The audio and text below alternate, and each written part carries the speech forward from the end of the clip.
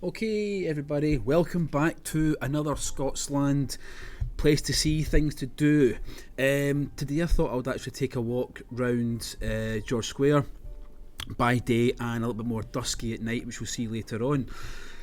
So starting off, the heavy stuff to start off with, we've got a small Ukrainian protest right by one of the main statues in George Square.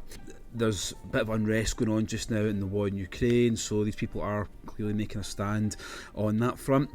So yeah, it's a bit of heavy stuff. So what I thought we'd do is I'd just discuss a little bit about George Square itself. Now, George Square is pretty much considered to be at the very centre of Glasgow, and it's the focus for the city's civic life, protests, events, that kind of thing. You can get to George Square easily. Queen Street Station is its local train station. Buses go by all the time. You will find it. Believe me, you will find George Square. George Square opened in 1787 and was named after King George III, which is where it got its name, George Square. There's going to be a statue of him in the city, actually the square itself. But after America declared independence from Britain in 1776, 1777 I think it was, and Glasgow's tobacco trade was lost, the plan was sort of put on hold. It was kind of dropped, so we don't actually have any statues of King George itself. But George Square is known as like a protest square, it's known as a celebration square, it's known for a meeting place as well. Glasgow City Council actually bought the square around 1876 and it became open to the public. So they opened the whole place up. It was more gardens, it was more enclosed space back then, so it was opened up. There has been many developments on the square. They've tried to change the colour of the square itself, putting more flower beds in. They're looking at redeveloping it again. Personally, I don't think it needs the redevelopment. I think it is just should be the way it is. Just leave it as it is at the moment. But everybody has a different idea of how they want their city to be. Certainly the City Chambers does loom over it, and it's a special place, building wise, history wise. It's stunning. The construction City Chambers actually took place between 1883 and 1888, and it's a competition actually to design the building, and it was actually won by a Paisley born lad called William Young. The interior of the building, now you have to take my word for it, I can't record in there without permission by Glasgow City Council. It's a place I'd love to show you, but it's very Italian Renaissance style with marble staircases, granite columns, mosaics, tiling. The ceilings are high, the rooms are large, wooden panels in some of the rooms, and it's little known that the paintings of all the Lord Provost of Glasgow are actually in one of the top rooms. So if you know your history and you want to know more about Glasgow, that's the place to go and trying to work out who these people were, how they kind of structured Glasgow and how they built Glasgow. So the first statue that I kind of focus on a little bit here is a guy called Thomas Graham, 1805 to 1869.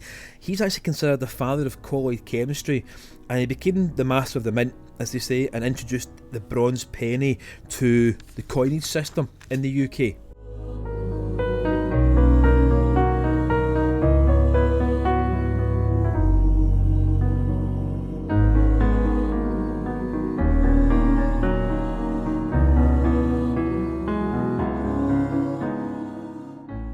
So as I come round, you can start to see the Glasgow City Chambers starting to light up, and as you can see, it is pretty impressive at night, just as much as it is through the day. So as I come round the front, we've got the Cenotaph. The Cenotaph itself is for it's a war memorial for the Great War of the First World War, 1914-1918. And it's thought that around 200,000 Glaswegians actually joined up to fight in World War I, and around about 20,000 of them being killed. So the Cenotaph's kind of location also marks the spot where soldiers were recruited, and lieutenants and their sergeants, etc., and them all signed up and they all marched off to war.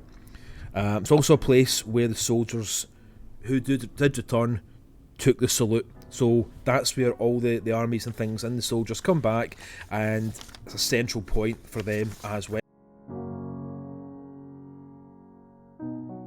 See here we've got one of our statues. It's the Sir Walter Scott monument. It stands around 80 foot tall, I think. It's about 24 metres. And it is, it's a statue of Sir Walter Scott, the writer and novelist, the author. He did works such as Rob Roy, Ivanhoe, and even The Lady of the Lake. So again, check that stuff out. Maybe have a bit of a read, but he is held as a very important author in Scottish history. And you've got the Walter Scott monument in Edinburgh, which is very dominant on the Edinburgh skyline. So Glasgow's got its own version as well. We have Sir John Moore, who was basically he was known for his training in the British Army, his training reforms within the military, and his death at the Battle of Corunna. Corunna, but he was lived between 1761 and 1809. But yeah, Glasgow born guy, and yeah, quite important to Glasgow and British military history.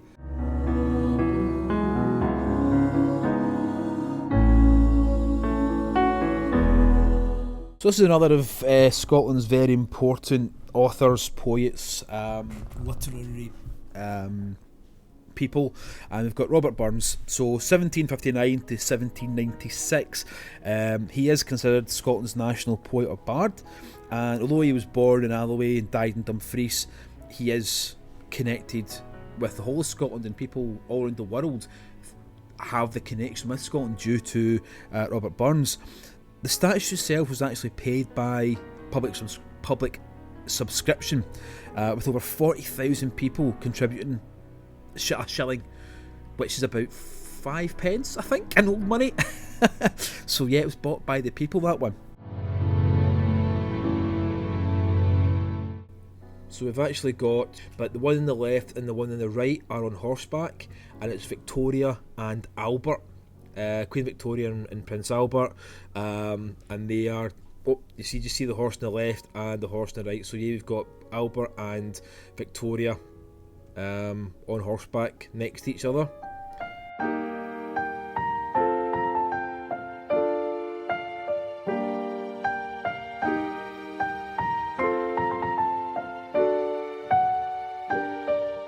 And if you notice as well, the Christmas decorations are still up. Part of that is due to the filming of, I think, the Batgirl film that's going on just now, and other is because they just haven't got around to taking them down. So next is James Watt. James Watt is the father of the Industrial Revolution, simple as. He worked in Glasgow and he improved the steam engine by putting in separate condenser units.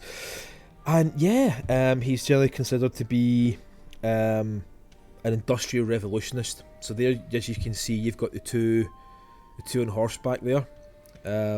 James Watt, I have another video which I've got a statue of James Watt in another part of Glasgow, which is pretty cool. So James Watt, 1736 to 1819. That pretty much wraps up a quick look around George Square. You guys know what to do by now.